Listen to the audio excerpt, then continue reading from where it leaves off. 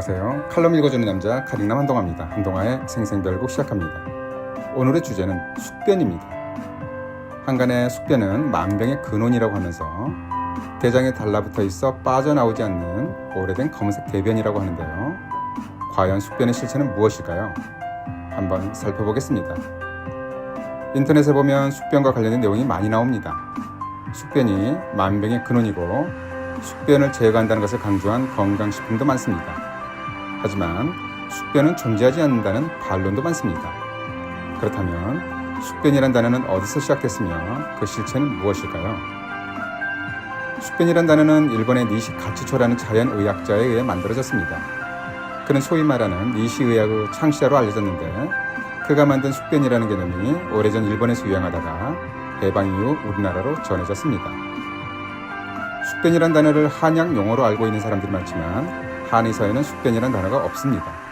그리고 한의사들도 숙변이란 단어를 사용하지 않습니다.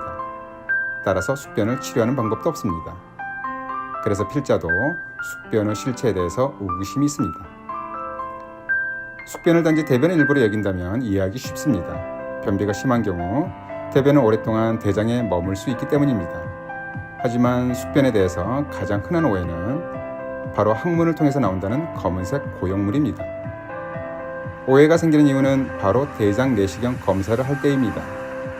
숙변이 존재한다면 대장 내시경을 하기 위해 관장약을 먹은 경우 일부에서라도 검은색 숙변을 관찰할 수 있어야 됩니다. 하지만 대부분은 정상 대변의 색입니다. 단단한 정도, 양, 색은 다를 수 있지만 끈적이는 검은색 대변은 거의 나오지 않습니다. 의사 입장에서도 관장 이후 대장 내시경을 했을 때 대장 내의 숙변의 존재를 확인할 수 없다는 것이 일반적입니다. 그럼에도 불구하고 일부에서 관장을 하고 나서 단식을 하던 도중에 항문을 통해 빠져나오는 검색 고용물질을 대변처럼 본다고 주장하는 사람들도 있습니다.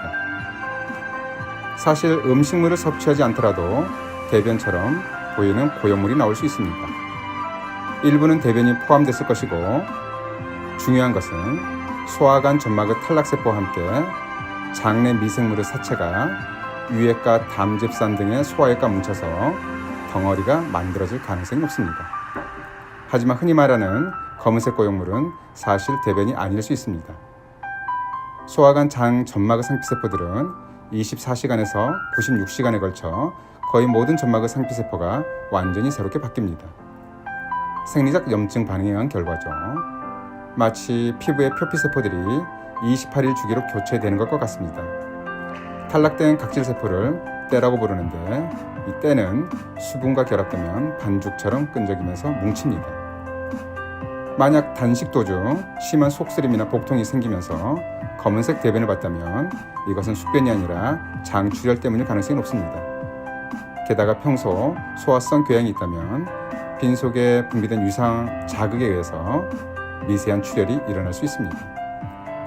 소장과 대장을 거쳐 빠져나오는 도중에 혈액 속 적혈구에 포함된 철분이 산화되어 검어지는 것입니다. 이때 대변색은 아주 검은색을 띠고 마치 짜장색 같습니다. 만약 출혈량이 많다면 끈적이는 검은색 타르처럼 보이기도 합니다. 평소 이러한 증상이 있다면 소화성 궤양이나 위암을 의심할 수 있습니다. 건강하더라도 철분제를 복용하거나 적포도주를 마신 다음 날에도 검은색 대변을 보는 경우가 있습니다.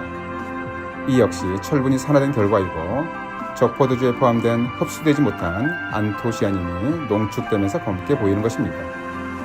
그리고 해독요법을 한다고 식용 숟가루를 먹어도 대변이 검어질 것입니다. 검은 대변이라고 해서 모두 숙변은 아닙니다. 숙변은 의학적 용어는 아니지만 그렇다고 해서 숙변이란 단어를 퇴출시킬 필요는 없어 보입니다. 단지 이름 그대로 심한 변비에 의한 오래된 대변 정도로 정의하는 것이 바람직해 보입니다. 일부 건강식품 판매업자들이 숙변이 만병의 근원이라고 과장하는 것은 상수일 수 있습니다. 숙변은 단지 오래된 대변일 뿐입니다. 잘 들어보셨죠? 그럼 오늘의 한동화의 생생별곡 마치도록 하겠습니다. 오늘도 청취해주신 여러분들께 감사드립니다.